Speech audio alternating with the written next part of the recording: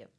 All right, so I'm Dakota. I'm your media guy, and today I have Jacinda, the Airbnb queen, and she's sort of just gonna, tell us what you do and how you use social media to benefit you and sort of get you up and running in your business. It took me a lot of.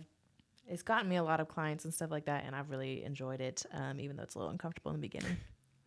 Yeah, in the beginning, I feel like it's the worst. Like you're just like, I feel awkward. Oh my gosh. What am I doing? What do I do with my Especially hands? if you edit your own. Yeah, what do you do with your hands? And then if you edit it, you're like, is that what my voice sounds like? That's like always the Seriously. first time. Like I feel like I don't sound like that, right? Also, Please tell me I don't sound like that. Especially now that I have my logo, like the way that I record it, if I ever flip it, I'm like, is that how my face looks? Like the way, like it is not symmetrical.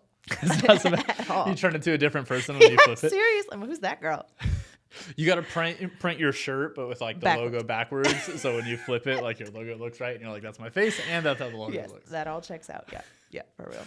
All right. So what have you been doing for social media to sort of like, what has your been gain? What do you gain from doing social media? Oh my gosh.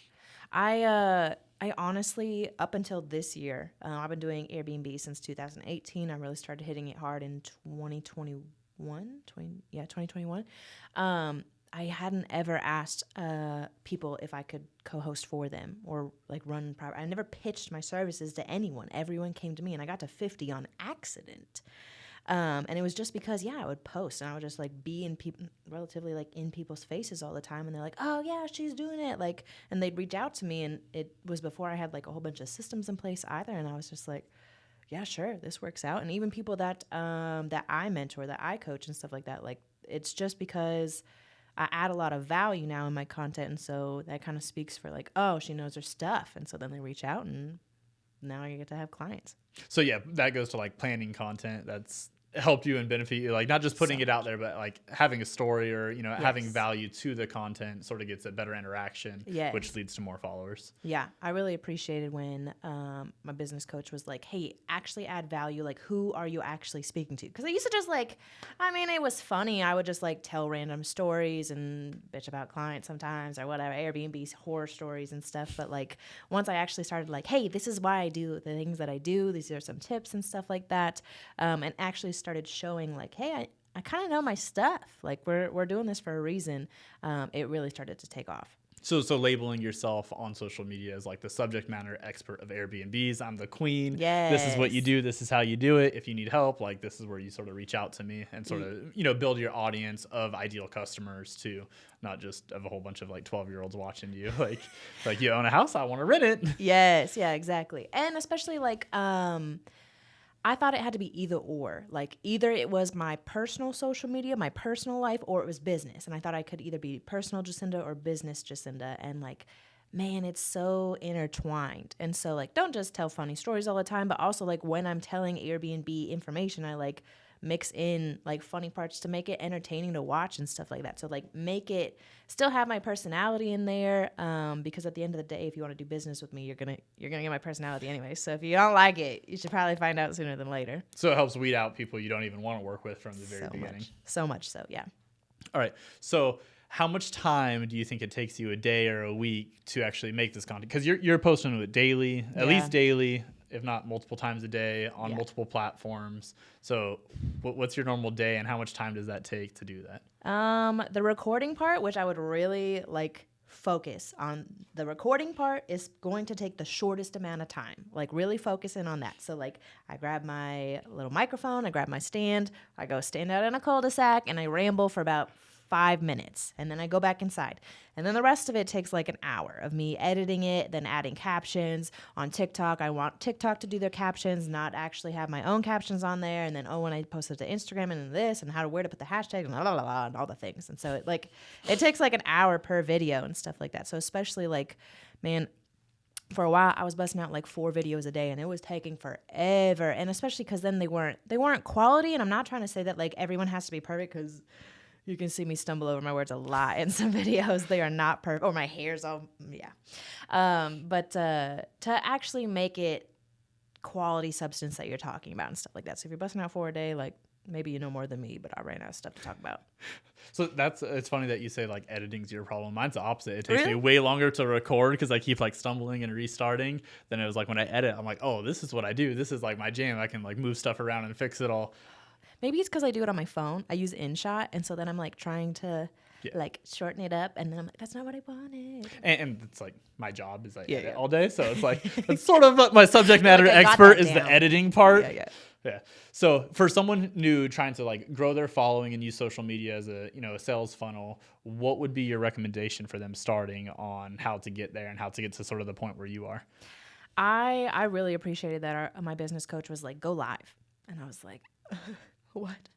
I don't want to do that, especially because like I want to think. My brain doesn't think that fast. I want to think through what I'm trying to say and stuff like that. But it definitely got me over like the initial, because I used to take a 5-minute video. Like, yeah, I know I ramble and I like condense it down. Maybe it's a minute long, but like that would have taken 45 minutes for me to do otherwise, because I keep starting and stopping and starting and stopping and all the things. And so like, if you go live, you just have to run with it.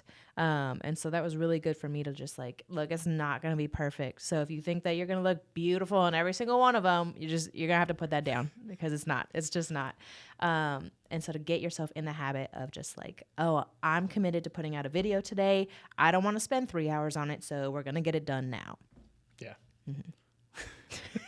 It's just 3 hours, no biggie. Like for a 12-second video. Yeah, if you want to look picture perfect in every single one of them, babe, you go for it. But so pretty much everyone's have you ever had that video that you spend like a ton of time on, you make it perfect, and then you post it and you get absolutely no results, and you have the one where your hair's not done, you just throw it up there, and it's like you all love that video, but you couldn't, the one that I loved and I made perfect, you just didn't care about? Bro, I have one on TikTok that's a 500,000 views. 500,000 views, and I recorded it on a Sunday afternoon. My hair's a mess, and it was like it was just like a funny one. Like I was just like reacting to something about like senior photos, how I have all of them in front of trees and like brick buildings and railroad tracks and stuff. And everyone thought it was fun. And I was like, do you know how long I spent on other stuff? And that took me 35 seconds. Like, what? But I really appreciate that part of like talking to other people that have a really big following on TikTok or Instagram or something like that. Like they're always really focused on like